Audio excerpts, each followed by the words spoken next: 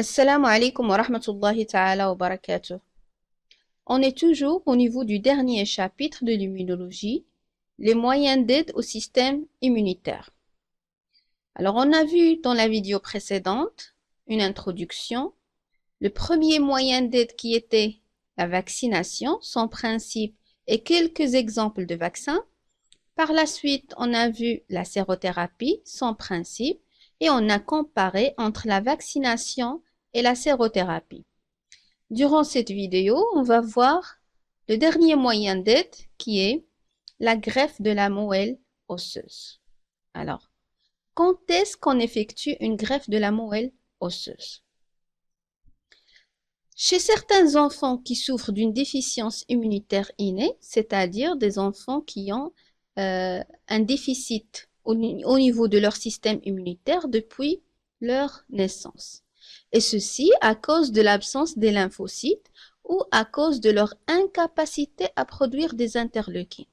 Et comme vous savez, les interleukines sont des médiateurs chimiques importants qui sont sécrétés par les lymphocytes T4 et qui interviennent dans le développement de réponses immunitaires, soit à médiation cellulaire ou à médiation humorale.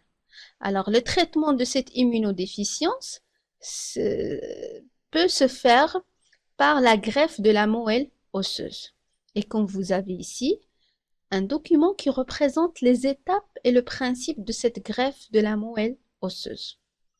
Alors, la première étape, c'est effectuer un test d'histocompatibilité. Et ce test doit se faire entre le receveur et le donneur pour savoir si le receveur va accepter le greffon et si ça lui convient ou non. Donc, plus le CMH du donneur et du receveur sont proches, plus le rejet va être avec un pourcentage minimal. La deuxième étape, c'est l'isolement de la moelle osseuse. Alors, on va isoler cette moelle osseuse au niveau des os plats, c'est-à-dire al-idam al-musattaha, et qui se trouve bien principalement مثلا على مستوى الحوض. Alors, on isole à peu près un volume de 800 ml de différents os bien sûr.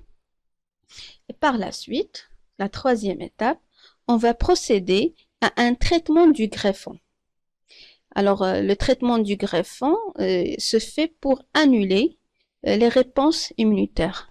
Donc, on va voir en détail pourquoi on fait un traitement du greffon. Quatrième étape, c'est effectuer une irradiation pour le receveur. Donc, on prépare le receveur par son irradiation et l'irradiation va permettre d'éliminer toute réponse immunitaire pour ne pas attaquer le greffon. La cinquième étape, la transfusion du greffon. C'est-à-dire, on va injecter le greffon et il va se localiser spontanément au niveau des os. Donc, en récapitulant ces étapes,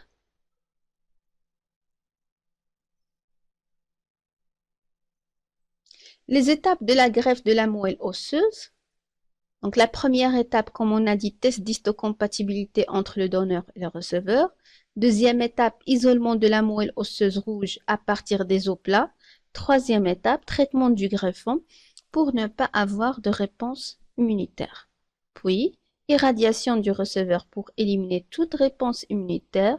Et à la fin, le greffon sera mis en transfusion et va se localiser tout seul au niveau des os. Donc, le greffon, c'est de la moelle osseuse. Alors, maintenant, on va voir, lors du greffage de la moelle osseuse, il s'effectue plusieurs réactions. Alors, comment procéder à la remédiation de ces réactions?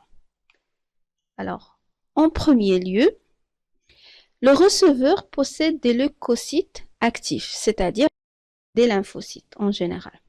Alors, ces lymphocytes, ils peuvent s'attaquer au greffon causant ainsi le rejet du greffon. Alors, à ce moment-là, le receveur doit subir une irradiation, c'est-à-dire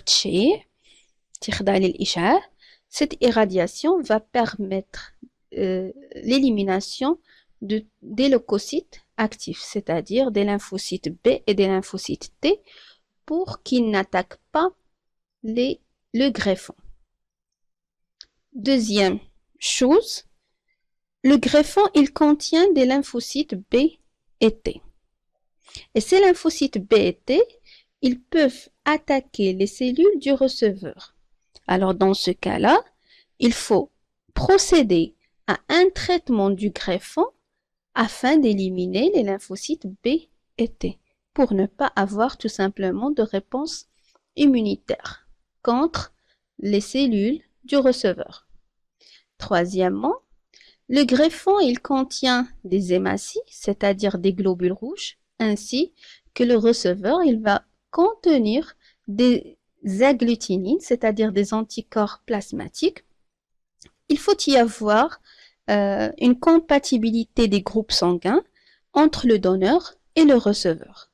Alors sinon, s'il n'y a pas de compatibilité sanguine, à ce moment-là, on procède à l'élimination des hématies au niveau du greffon pour ne pas avoir la réaction d'agglutination.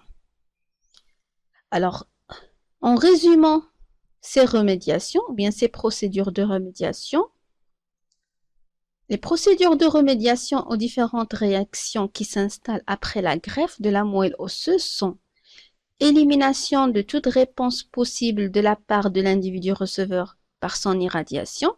Donc, on procède à l'irradiation du receveur pour éliminer les lymphocytes B et les lymphocytes T qui vont attaquer le greffon.